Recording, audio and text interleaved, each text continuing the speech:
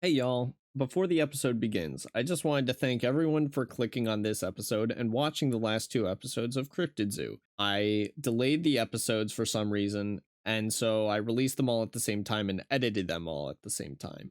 As such, I am understandably burnt out, so I'm gonna take a week off if that's alright with everyone. But the next episode will be back next week, so stay tuned for that. Anyways, please enjoy the Halloween special.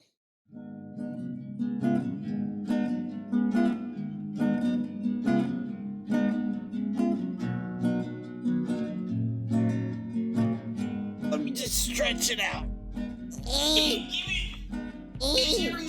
Oh my, dude, I just cracked my whole spine. Only Brenda to be like, I'm about to stretch. Help! Phone the fire department. Press the little red button. Just shut the fuck up. I can say the intro, okay? I'm slap happy, bro. Yeah, dude, you get tired. You get very delirious. I get tired and I get pissed off. You do it. It's kind of funny. It's hilarious. Welcome to Cryptid Zoo. The Halloween special. Ooh, spooks, guys. Spooky snaps. Spooky snaps. Spooky snaps. Okay. You guys can't hear it. I'm doing it though. On today's episode, we have a special one. Now, little known fact about me is I absolutely despise holiday specials. I hate it when podcasts are like, oh, it's Christmas. Do a Christmas episode. It's like, I hate those. So naturally, we're going to do one every single time. Why don't we get one for, wait, are we going to do one for Thanksgiving? Maybe. Ooh. No. I don't know. I'm not a big fan of Thanksgiving. Pilgrims. I might skip that one. First of all, happy Halloween. Yeah. Happy Hallow. What's everyone doing for Halloween? Let's ask that before we start. Probably working. Honestly, not gonna lie, I'm probably working. I'm going over to this one guy's house. He actually started up a podcast pretty recently. Oh, really? Don't shout it out here. Yeah, won't do that. No. Me, I don't have a lot of major plans, but I am taking the day off because Halloween, little known fact, fellas, is my favorite holiday, hands down. And then Christmas is like right there. But I'm a big fan of Halloween, and as such, I'm also a big fan of tonight's cryptid. So this is one that I think barely even qualifies as a cryptid, but I'm going to leave it in anyways, because why not? We are talking about ghosts, ghoulies, phantasms. Yeah. We're talking about the infamous question, what happens after death? And who are you going to call? Not you.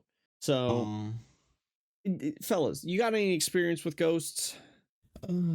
Apparently my family has had pretty extensive history with ghosts, but me personally, I don't think I've really had anything. I mean, there was that one experience that I did like to talk about, but I'm pretty sure I gaslit myself into believing like a partial dream.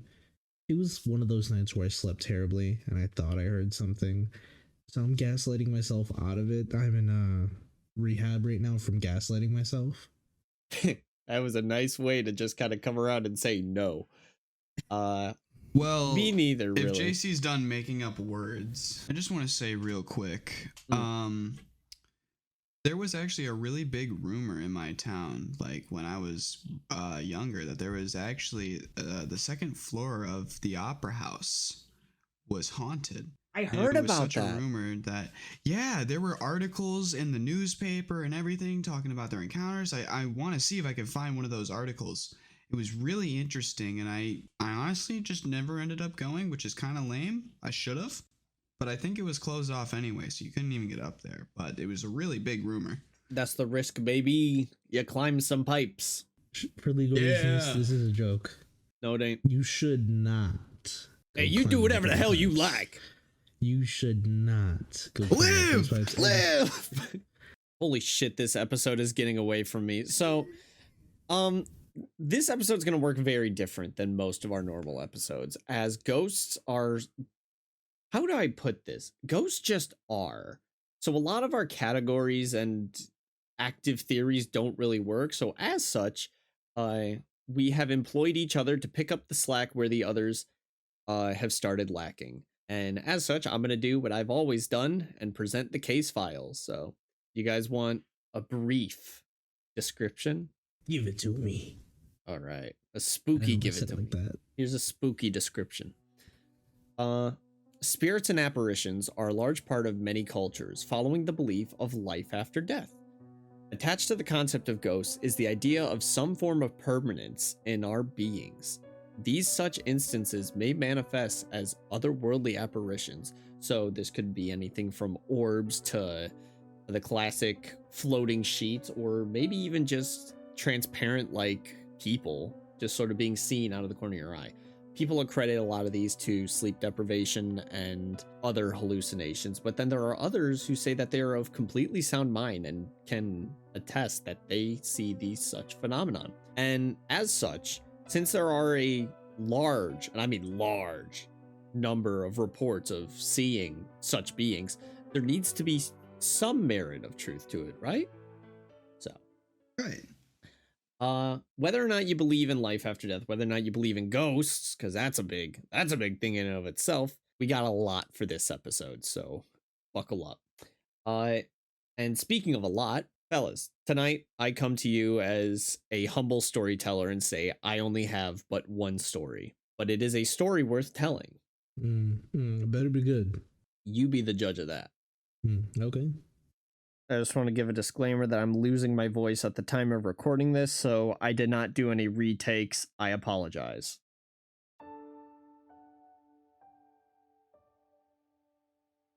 Along the Long Island shoreline, there exists a lively city known as Bridgeport, Connecticut. This historic seaport lays claim to a notorious haunted house that nearly tore a family apart over 40 years ago. The Bridgeport Poltergeist made national headlines in the 1970s. Many local residents remember that baffling and terrifying era like it was yesterday. In 1960, the Gooden family moved into a seemingly average home on Lindsley Street. Everything would seem ordinary until the family experienced a series of supernatural events over the years. Strange events such as stray noises, objects moving on their own, and ghostly apparitions tormented the family. In 1974, the police would respond to a 911 call from the Goodens family. The call seemed to indicate some form of distress and panic, dispatching officers to the family household. You think the police use their sirens when they get ghost calls? Of course, because they don't know that they're ghost calls. Well, I mean, like, what if you... Actually, okay. So you're right, but to clarify what I said, I think it's more like a matter of if they think it's like domestic abuse or like some high stakes situation. If they think someone's in there, actually, you know what? No, I don't think they use their sirens. Sort of coming all the way back down to it, because no matter what it is, if there's someone in the house, you don't want to alert that the police are here. That's true. It's probably just lights. As the officers arrived on scene, a group of locals surrounded the home in curiosity and disbelief. Self-proclaimed skeptic and magician William J. Hall decided to do some digging into the house to put the claims of the supernatural to rest. Allegedly, there were dozens of witnesses to the inexplicable events within the Goodens household. Many described talking animals and furniture moving on its own. These witnesses included police officers and other city officials. Did you say talking animals? Yeah. Like Garfield. Out in the yard, just like you see like a deer or something, and then it just starts talking to you. Perry? Kill your parents, Tracy. I was gonna say Perry the Platypus. I think we're in different wavelengths here. Perry the Platypus never spoke. I mean, he kind of did. No, he didn't. He went. No? He understood speech. What was? That was my Perry the Platypus impression. Don't make fun of me. Dude, if you make fun of me, I'm leaving the podcast right now. We're ending the episode if you make fun of me. Okay? You can't hear it, but they're gonna hear it in Audacity. They're gonna get it over the recording. They now have a wheeze. Oh no. People of many different professions have attempted to utilize their industry knowledge to debunk the Bridgeport Poltergeist. The very same magician, William J. Hall, believed it to be the trick of stagecraft and other phenomena. Hall was given free rein to debunk the status of the home, although the supernatural nature of the home proved to be too unnatural for Hall to debunk. Police had hit a roadblock, one where they could advance no further, but stood out just enough to warrant police investigation. So police were involved in this whole thing. I'm sorry. What warranted the investigation? How do you go back to your base of operations and you're like, listen, Captain, we'll insert Captain Stacy from Spider-Man. All right, Captain Stacy. We believe there's a paranormal ghost instance in this house, and it's throwing things around. Can we get a warrant to walk around the house? Well, the reason why is because, and I'll go more in depth about this, so I probably won't talk about it too much right now. But the main idea is that the family is disturbed. The police show up in response to the disturbance, and they are unable to locate the sign of the disturbance. So they're trying to find out, like, if someone is in the house, if it's not. And then quickly it spirals into what the hell's going on. A 21-year-old seminary student was brought in to help the investigation of the house. In the time being, the police had made little room in the investigation until a cassette was discovered. The cassette contained a strange banging sound that had been tormenting the family before events would escalate.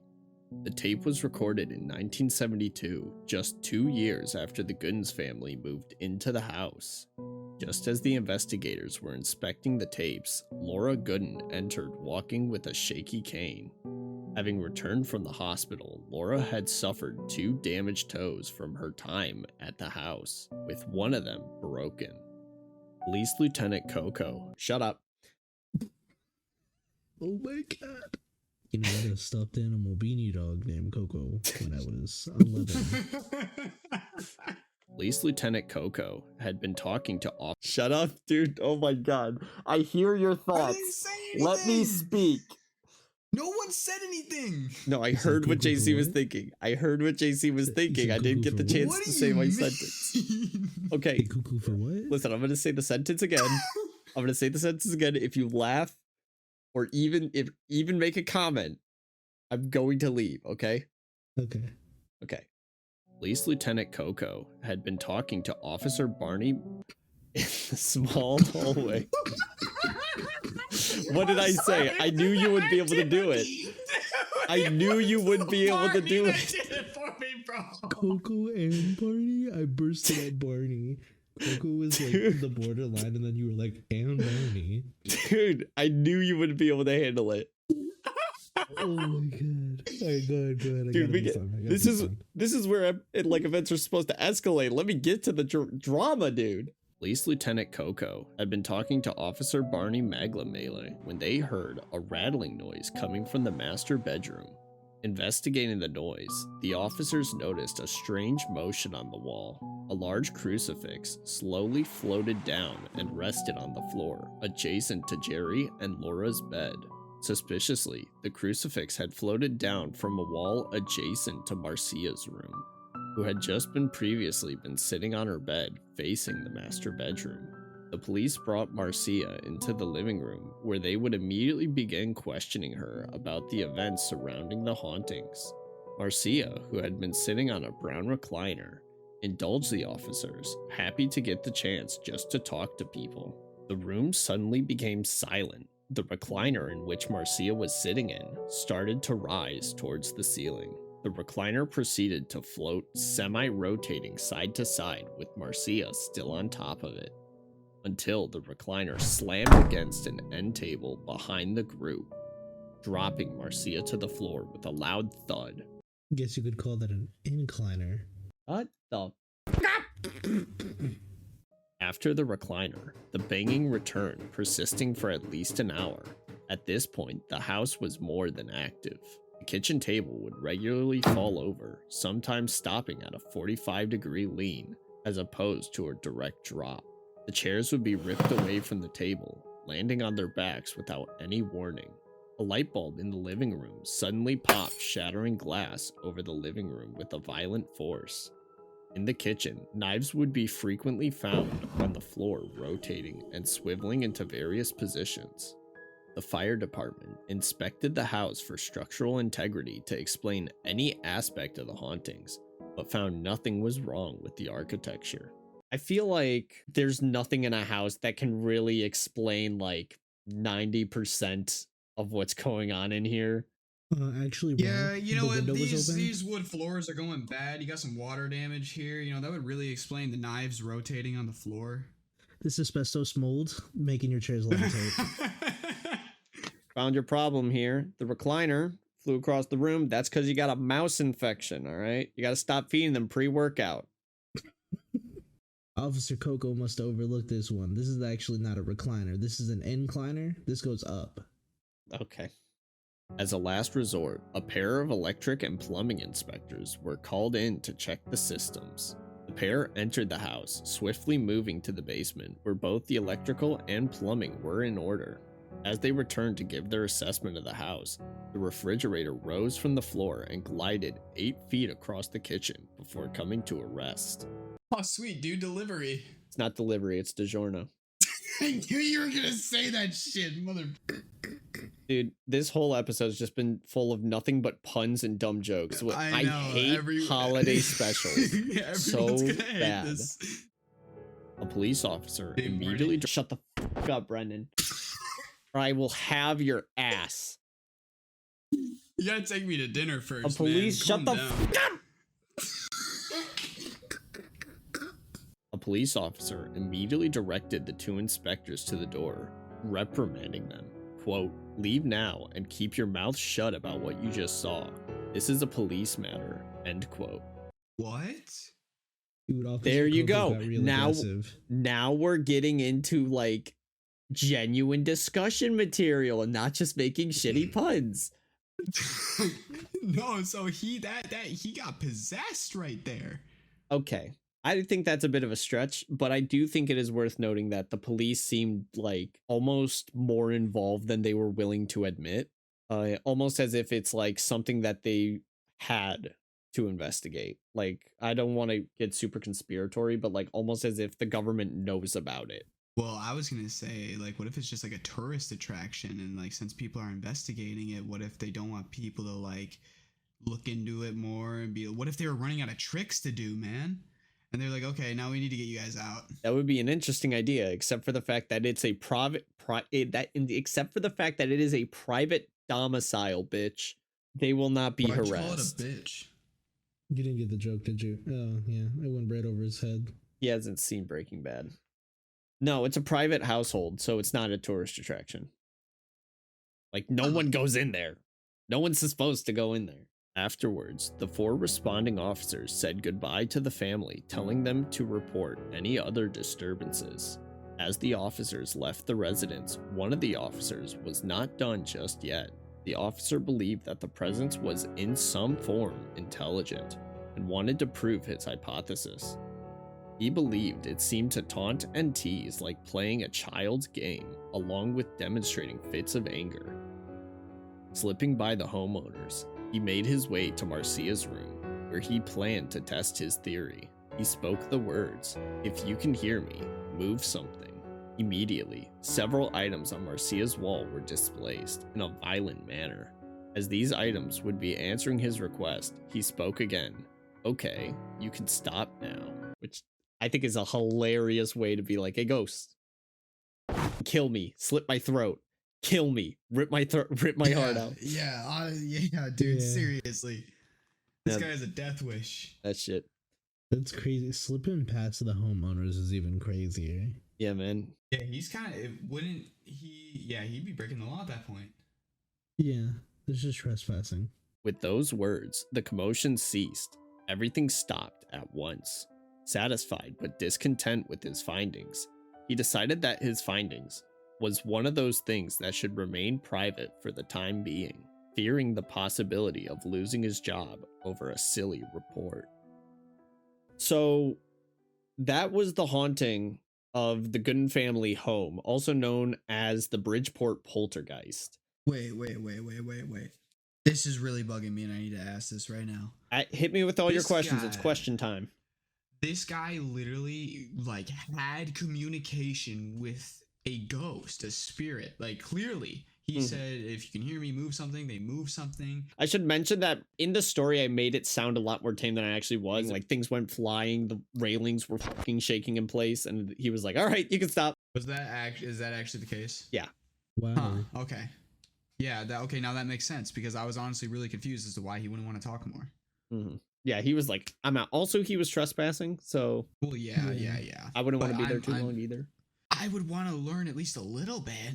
It's it's definitely an interesting story. It's one of those ones where like when I was looking for stories, I wanted to find something that was more than just I saw something and then I left. Because that's what all of our stories are, if we're being honest. Most of them are just shallow encounters. But this one is actually filled with events. Granted, Yeah. a lot of filler, but events. Yeah, there is. Can I just say real quick?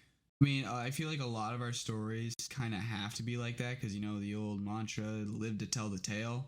Yeah, If the person died, who's gonna tell the tale? I mean, there are probably so many other ghost and cryptid encounters we don't know about because the person died.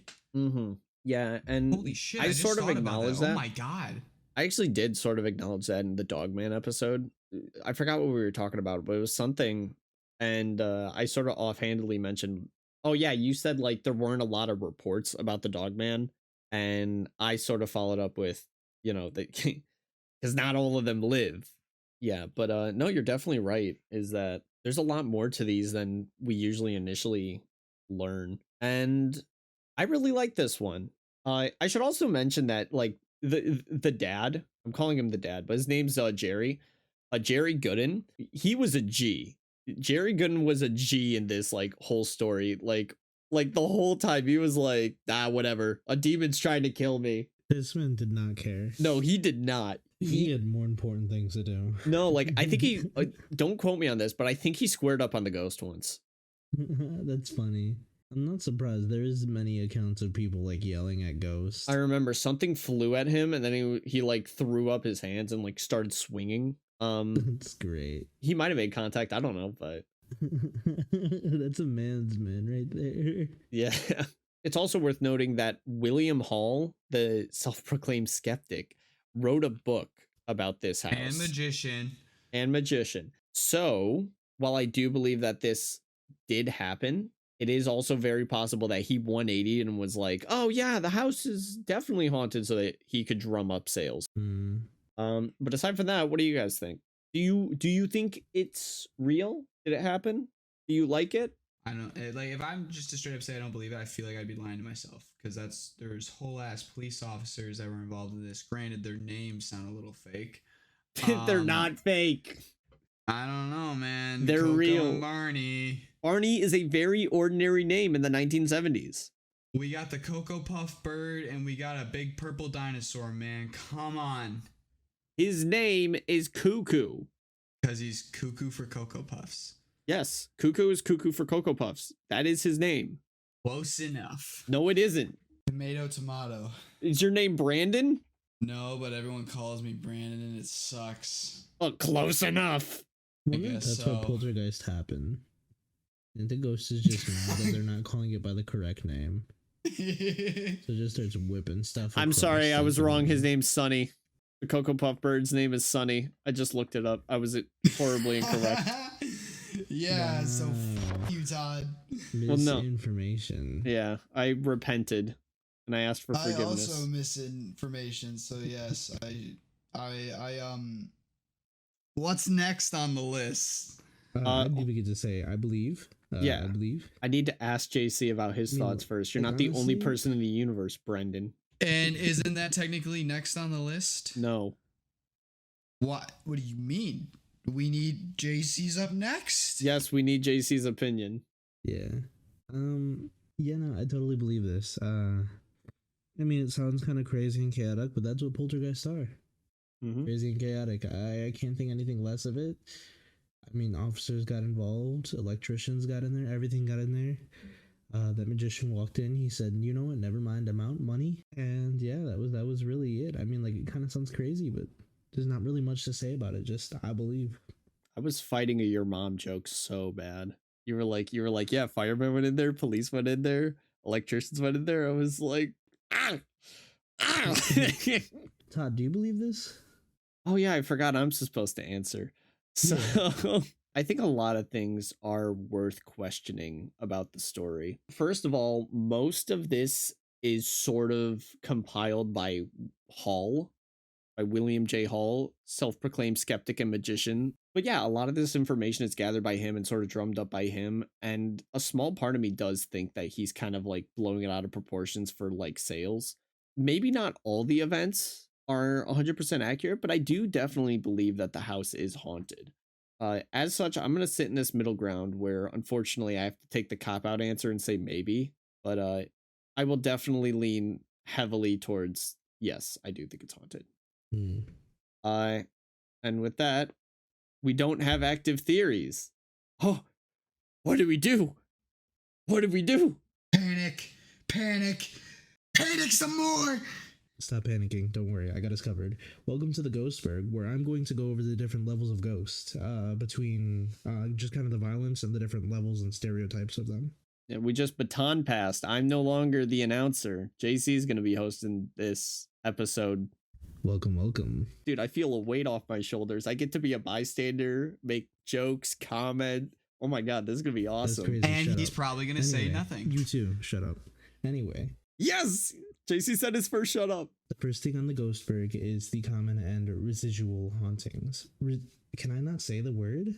No, you said it correctly. You said it correctly. Residual hauntings, which are basically echoes of the past. They play over and over, and this is a very common theory among the paranormal investigative kind of area, which like the ghosts aren't aware of you. They're just doing their thing, and it's usually because of trauma. So I'm going to try and rip through some of the examples that I have. But this one, I want to go... What kind of trauma?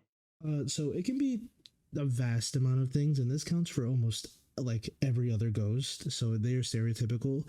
It could be a murder kind of trauma. It could totally be like abuse, anything that is like violent or just out of the ordinary. Okay, because I was gonna ask, like, if old lady falling down the stairs, does that count? Yeah, totally can. Totally can. So for our first example, one of the most That's how I hope frequently reported one of the most frequently reported sightings is in England, dating back to the 16th century, with a woman named Anne Boleyn, which was the second wife of King Henry VIII and the mother of Queen Elizabeth I, and she was executed at the Tower of London in May 1536 after being accused of, get this, witchcraft, treason, incest, and adultery. Sightings of Anne have been reported at the tower as well in other various locations, including her childhood home and the Hever Castle in Kent. I think I pronounced that correctly. No, that's cheating. Dude, ghosts aren't allowed to get around. She's getting around. She is getting That's not fair. around. I don't know if the castle is still standing. It might be, it might not be. For, like I said, most of these are just instances and examples. I didn't dive too deep, but I do want to Could you imagine how much that would suck? Being bound to like a home and then it just gets demolished and then you're like, damn, guess I'm stuck. You're just stuck, just like, stay on the there for lot. all of eternity. Yeah. That's probably how like haunted forests come along. Yeah, I hope so. 'Cause I hate people. Oh no. So just something funny about her life. I think this is why she haunts. Listen to how funny her life was, and this is kind of dark humor. So the first time her husband saw her, Henry, he chose her by painting. You know that Shrek scene where the guy was looking at the magic mirror? What's his name? Yeah, Lord Farquaad. Yeah, that's the same exact thing. He chose her to marry her through portraits. The first Tinder. Yeah. And then shit. the moment that he met her, he stated out loud, "I like her not." Then proceeded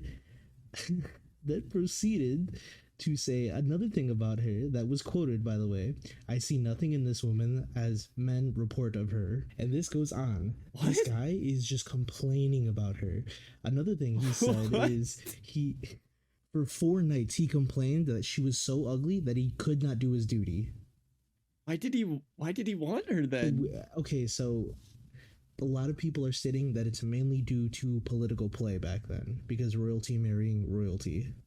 I know it could also be one of those, like, as much as I hate this, it also could be one of those manipulation things where you lower their self-esteem so bad that you just look like the best. Well, here's the thing about that. During one of the first instances where they were supposed to confess to true love, there was a thing where basically if you were in your carriage, they would lead you to a random area, and they would kind of like kidnap you, but very friendly, and they would lead you to your lover, and you were supposed to basically confess right there and then kiss, which it happened. However, when she got there, she didn't recognize him and proceeded to struggle and embarrass herself Dude, no. She did not embarrass herself, dude. Okay, first of all, I want to say, I want someone to do that with me. All right, I don't want a wedding. I want to be walking like down the street in Detroit, have someone roll up in a van, throw a bag over my head, start beating the shit out of me, drag me out to the middle of the woods, and get me hitched Oh there. my goodness. What the f is wrong with you? So at the Dude, that is the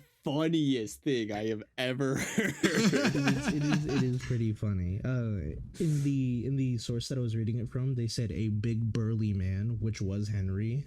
I think that's just a little funny to say their word choice. But at the end of all this, their marriage ended after 6 months, and they became just kind of like friends, and they ended up calling each other brother and sister, which is really weird. There's the incest claims. Yeah, Got it. Yeah. Do you have any comments about this? Just like overall. Dude. Oh my god. What was his name again? King something? There was Henry. That was the guy who married her, which, by the way, the age gap was enormous. She was like Henry. 27, and he was like 48, I think. Yeah, that makes sense. That makes sense. Yeah. Granted, they're both adults, but like, whoa. King Henry sounds batshit insane. Also wasn't his first wife. Like, he was not in his right state of mind. He was... Nothing about what he did made sense. No. Which honestly kind of adds to it, which I think is hilarious. Very unfortunate when you're living it. Very funny as a bystander. Extremely. So, Brendan, I love that. any insight, man? Brendan, I know what I'm doing. We gotta get you a girlfriend. You'll never see me coming. You can choose the bat or the sedative. You gotta keep this rolling. I still got 3 more. So I feel like we kind of like jumped past it. I don't know how close in proximity those 2 locations are. I only remember the 2. But like, I still stand by it. That's gotta be cheating. How can the ghost be there and there? You only get one place, especially if you're not conscious of your own existence. Do you know the ghost rules? I'm vaguely familiar with the ghost rules, yeah. Alright, well, I mean, residual, like I said, residual hauntings are basically you are not conscious. You're just kind of doing. That's why I think, unless you're able to break the rules if you don't know about them, which, okay.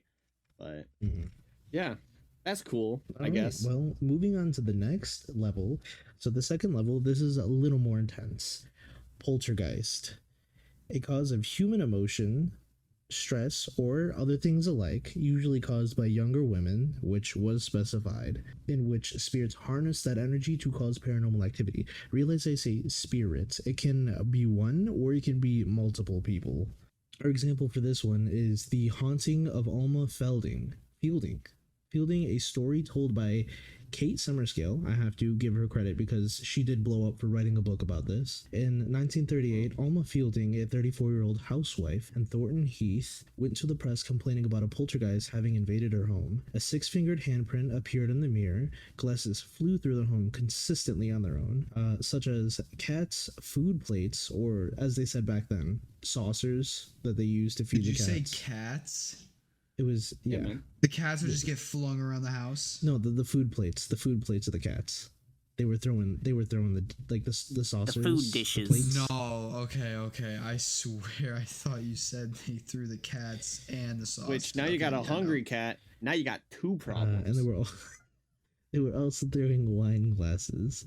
More so, I think this is the funniest part of this example. Their son, Don, at one point had to dodge a pot of face cream when he came to investigate a commotion that was being made. He said that there was sounding like silverware being thrown around and glass shattering, and he walked into the room and had to dodge an entire pot. Wow. Weave. That's insane. Was it like full of stuff, or was it just a face straight cream. up pot? Face It was it was full of face cream. I missed that part. What's face cream? I don't know. They just said face cream, whatever it was. I'm looking this up. I feel like it's a little self-explanatory. This is 1938. Oh yeah, Brendan, what's face cream? Cream for your face. Okay, now why is it in a pot? Because things were different back then, man. 1988? 1938. 1938. Hold on, I'm looking up face cream 1938. Yeah, everything was homemade back then, man. You know, they churned that shit. We're looking this up. Yeah, this don't make sense. Literally nothing about this makes sense. Therefore, the ghost is invalid. No, yeah, the entire ghost is invalid. Why was face cream in a pot? Also, I just want to say I respect that ghost because that ghost had a bit in mind. And if you know anything about me, I love myself some bits. He was like, face cream in a pot. I'm gonna throw it at his face. Yucked it. Yeah, he was like, weave. Nice try. Stupid. And then he like walked I'll away. keep my zits. Yeah. He was like, I'm perfectly content with having rough and ragged skin. Yeah, yeah. Just walks away. So Moving on to the next section. hold on. Oh, we're holding. I'm going too fast. Yeah, holding too fast. Yeah. Because we made a bunch of gaffes and goofs, but I do want to point out because I need to discuss the poltergeist. One of the things that sort of stood out to me is that you said that poltergeists, for some reason, were attached to, what was it? Did you say like young women? Yeah, young women, because young women Yes. are more prone to stress and things like that, like emotions. And so the spirits feed off of that.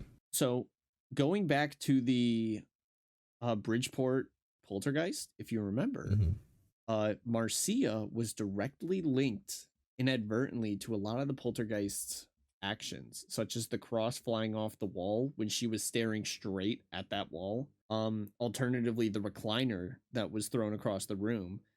Just something that I don't know if you noticed. That is true. That is very true. I was always really confused when I was younger why every time in like scary movies, sometimes the poltergeist was a woman. I never understood that that was actually like a real thing. I thought they always just chose it because that, you know, the long hair, it's just really good creepy look if you do it right, you know, like the ring chick. That's me in the morning. That Like, I'm half joking, but straight up, my hair is a mess and I'm in the worst mood ever. dude, when I wake up, yeah, my hair I looks mean, like you're I'm a right. Super Saiyan. I'm not even joking. It's hilarious. Lucky you. I'll send you a picture, dude. It's hilarious. I think that that's like, I almost want to give filmmakers credit for doing their due diligence and sort of being like accurate to the poltergeist lore, but I don't believe that they actually researched any of it. I think it's exactly what you said, and they're like, it's a creepy look, and then they just lucked out. Yeah, You think just so? a brief insight. Yeah. So, next on the list, the third level is intelligent hauntings. These kinds of hauntings are ghosts that can interact with humans via touch, voices, lights, or other things that are a bit more intimate rather than just throwing a plate across the room. Our example for this one would be in episode 1 of Ghost Files by Ryan Bergara. There is a moment in which Ryan and his co-host, It's by Ryan. Shay. Ryan did make it. It is credited to just Ryan Bergara. It is not Ryan Bergara and Shane Madej. It says by Ryan Bergara. Damn, that's crazy. Yeah, Ryan Bergara is intelligent, inspiring. Anyway, and it's Stop sucking him off. This is our podcast. in which Ryan and his co-host Shane are Get your own. humming the tune of Yankee Doodle in hopes of hearing perhaps something while also trying to be comedic for the show. To the surprise of both of them, when Ryan and Shane stop humming and Ryan says, "And take it away," both of them hear an audible humming noise that sounds very human-like. This is part of the intelligence area where it is fully responding to somebody who is well and alive. Stating the elephant in the room, which, well, let's state it while it's a baby hippo before it becomes an elephant. It is worth noting that irregardless of how much we love the BuzzFeed Unsolved crew, it is at the end of the day, an internet series, and that humming and that sort of stuff is very easy to add in post and that sort of stuff. But it's less about the actual evidence, or the example. I can't talk. It's less about the example itself and more about the idea of it. So I get where you're coming from, and I'm not discrediting you for that. Yeah. I think intelligent hauntings are probably my favorite ones. Because I think they're just more interesting, and also, like, dude, I'd be so excited to be in a house haunted by an intelligent ghost, because like I want it to be full on evil and super intelligent. That way it can just screw with me. Like, I get out of the shower, I look in the mirror, something's behind me, I freak out, break the mirror. Now I got like 10 years of bad luck. Is that how that works? I don't know. But I have no idea. is there any like way that they come about? I might have missed that part. Not really specifically. They don't really state anything. It could just be people who just haven't decided to move on. You were smart in a past life, now you're smart in the afterlife. They do state in a really weird way that it's usually like residual. Sucks to be you, Brendan. Residual energy. So I'm throwing that out there. But go ahead, Brendan. I'm just really confused. There's really no link to anything as to where they come about. Like I said, they don't really explain it too much because you can be a skeptic and say, oh, it's probably nothing, but you could also lean into the paranormal and say that it's just residual energy left behind from people who have high, like, output of energy, I guess. I think I have a good theory. If you want me to fill in that gap. Go for it. Right.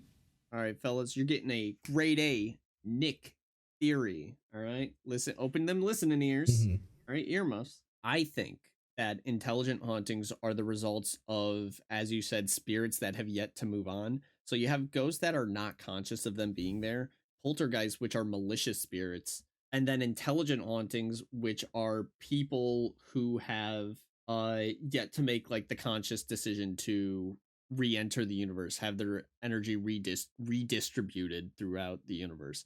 And as such, they're sort of left over as this being that has no form of communication.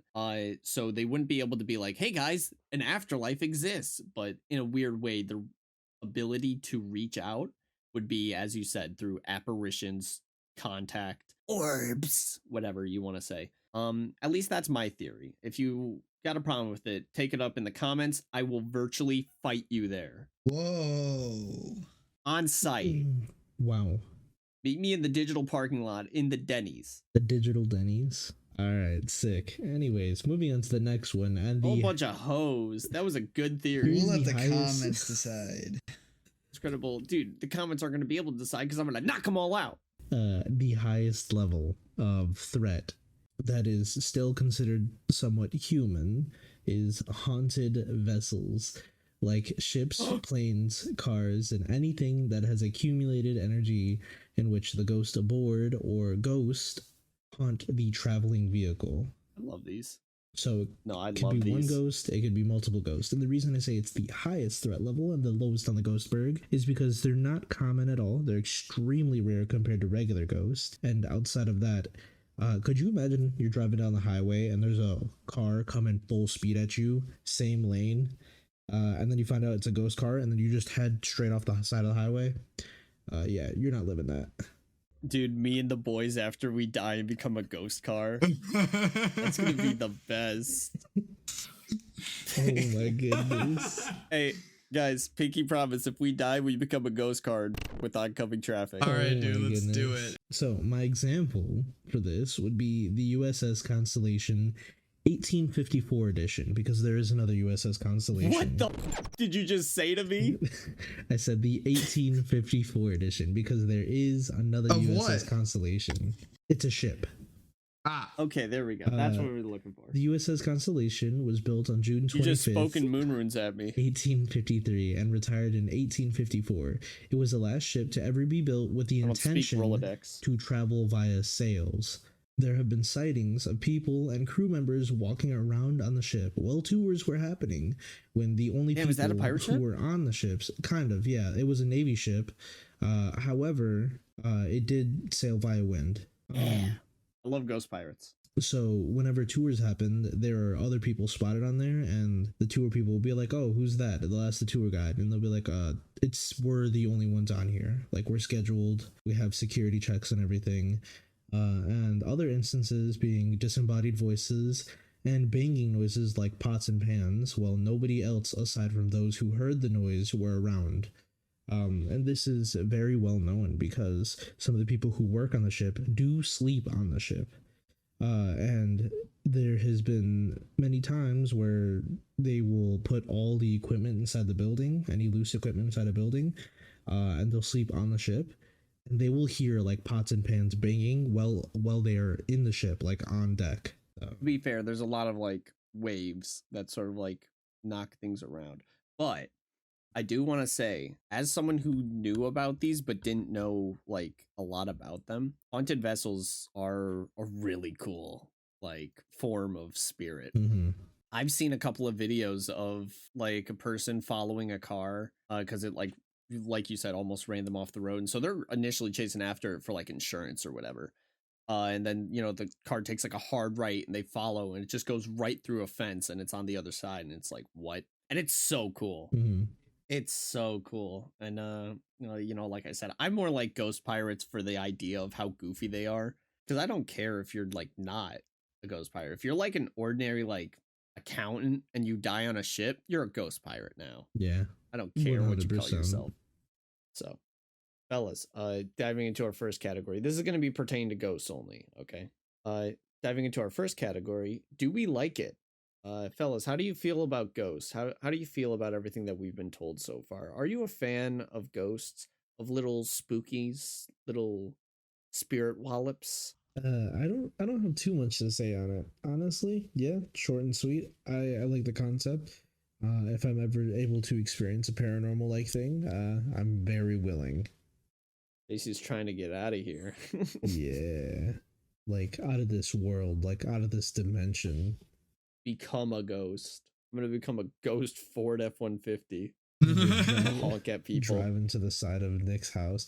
You ever wonder if those drivers, like you're on the expressway at night, you ever wonder if those drivers who are just like flashing their brights in your mirrors? Oh, I love those guys. I just want to get out and give them a nice kiss with my forehead. You ever wonder if those are ghosts? Maybe the haunted vessels? I'm about to make them a ghost. That's why they always speed off. And I start tailgating them.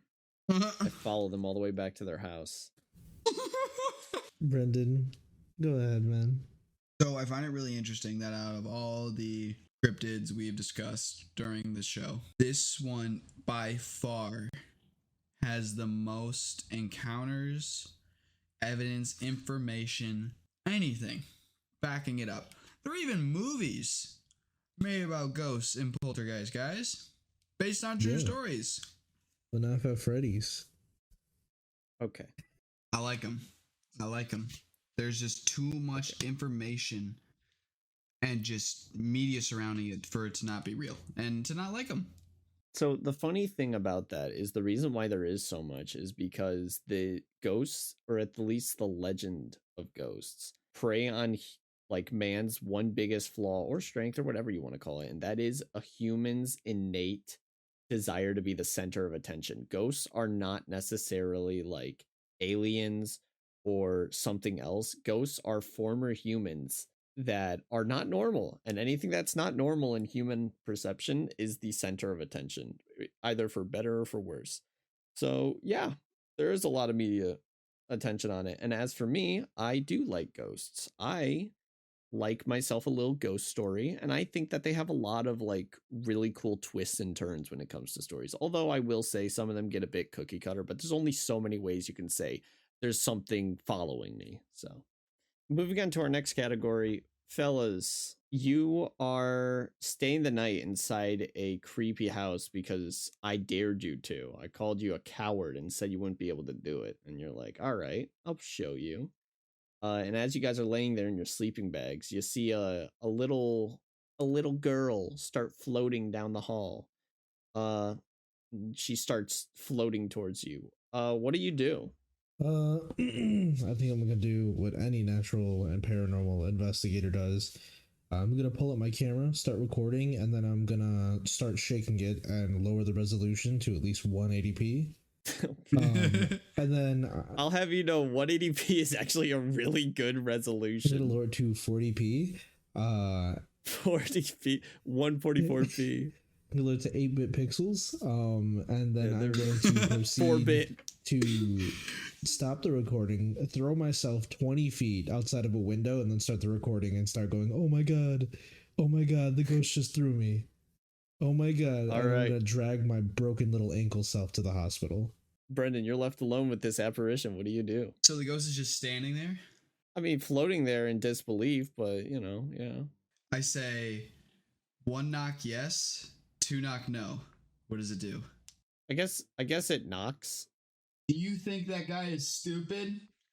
I have no idea what you're doing with this. You're just gonna talk to it? Yeah. All right, it possesses you. Am I dead now? Well, no, you're not dead, but you're possessed. Okay, So well then I guess what it's just gonna happens? haunt you until you die. Oh. The same thing that most possessions do. It's they haunt you until you die. They screw with your You life. become Officer Coco. Fellas, we're all like horribly loopy, and we've made our audience sit through this whole podcast, so we owe it to them to tell it to them like it It's is. almost 5 in Guys, the morning. tell it to us straight. Our last category. After hearing the story, after hearing all the details, after hearing everything, fellas, at the end of the day, do you think that it's real? Yeah.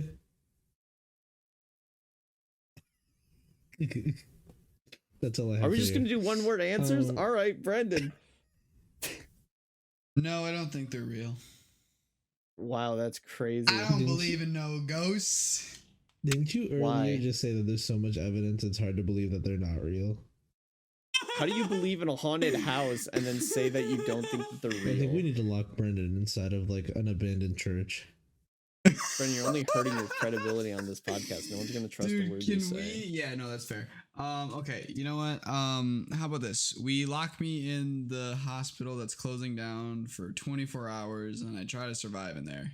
Yeah, you won't die to a ghost. You'll die to the like dynamite they're demolishing it with. Oh, You're gonna die. Yeah, we'll chain you to the wall. You'll be sitting there like, guys, it was a joke. It was a joke. We're just walking away. Dude, we better hope that Officer Coco and Barney doesn't catch us on the way out. Yeah, man. I guess it all comes down to me. So at the end of the day, do I think ghosts are real? I am a big believer in spirits. As much as I think that the stories get pretty boring nowadays, boring doesn't mean not real. I mean, old people exist. So, damn. but I think Old that people. ghosts Todd very don't much like could you. be real. No, I don't like old people. I hate old people, as a matter of fact. The only old people I like is my grandma. Oh my god. And my mom and my dad. So, yeah, I like ghosts. I think they're real. I think they could be real, but I get a little bored talking about them. Hot take. So, that's going to do it for this Halloween special. Guys, Halloween festive snaps, but like sleep deprived snaps. Snaps, fellas. All right. Thank you for joining us on this spooky adventure that I hope we never have to do again. Happy Next year Halloween. on Halloween. Yeah, happy Halloween. Next year on wait, Halloween. One more thing. I'm not doing this. One more thing. One What? more thing. Those of you who are listening to this either during Halloween or after, check your candy. There's been reports of worms in your candy. Like, actually. Yes. Be safe. Or don't. I'm not going to tell you how to spend Chase your Halloween. those ghouls. Eat those worms and dirt. Yeah. I am going to tell you how you should spend your next Sunday, though. You should spend it coming right back to this podcast when we tackle gnomes. Are you kidding me? Nope. You're joking. Nope. Gnomes? Yep. Gnomes. I stopped recording. Yep. Nope. Wow. See you later. Bye, guys. No.